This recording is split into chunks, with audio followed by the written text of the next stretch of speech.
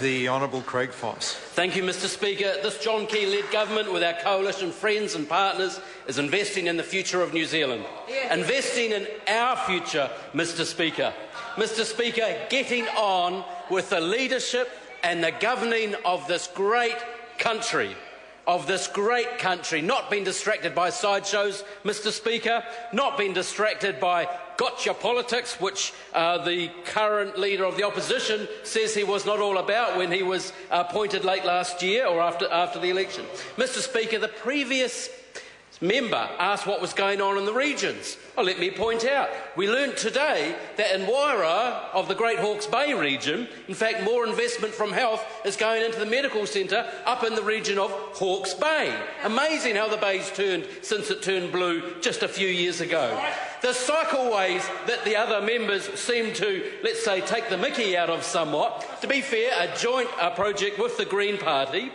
Actually, in Hawke's Bay, probably the best cycleway network, national cycleway network in New Zealand. Just this past weekend, Mr Speaker, linked to that, we opened the iWay, $4.5 million of taxpayer funds invested in the region of Hawke's Bay. And the audacity of that member asking what's happening in the regions just after he was talking about Australian jobs or something, when that's the leader of the opposition criticised New Zealand jobs coming to Hastings in the form of Heinz-Watties and Hawke's Bay. Australian jobs are moving to the regions, Hastings, Hawke's Bay. I challenge the opposition members to go to Watties in Hastings. I challenge them and tell them that their jobs are not worthy. I challenge that member who was part of the group that had some interesting interactions with the Hawke's Bay DHB, that same DHB that is now in surplus and managed to fund themselves and their own capital expend, Mr Speaker. We are focusing on what matters. We are focusing on those things that New Zealand gave us a mandate for, 47% of them. I guess the other side's focusing on the mandate that 27% of New Zealand gave them for. Mr Speaker, we're putting legislation in place, statutes amendments, regulations in place to focus on what matters. 10 targets we've put in place for the public service, public sector. 10 targets for the public to judge ourselves on. That's how firm we feel about them, Mr Speaker. And the public needs to know, the public should know, that Labor has voted against every single initiative we have put in place, every single one, to try and reduce long-term welfare dependency.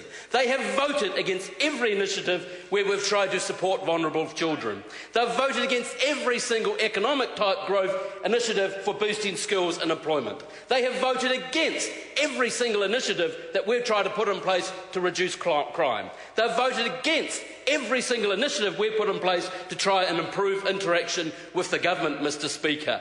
Mr Speaker, the public has a right to know, because I wouldn't actually mind if the opposition got up and said, actually, we agree with the goal, but actually we think we should get there this way. To engage in some decent debate, perhaps. Not pretending that some of these things do not happen. Not putting political expediency of theirs in front of what is right and good for New Zealand, New Zealand children, New Zealand's education, New Zealand's health, New Zealand's treaty obligations. You name it, Mr Speaker, excuse me. Members could name that, Mr Speaker. We are putting legislation. We are a very, very busy government. Just today, Finance Minister Mr English and Mr John Banks announced better economic performance through better regulation in the announcement today. Simply putting the borax on ourselves, on our accountability, on our transparency, on our integrity, and focusing on the goal and what matters for a much better and brighter New Zealand, Mr Speaker,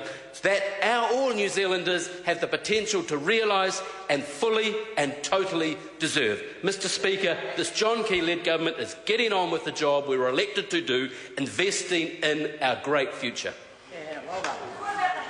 Denise Roche.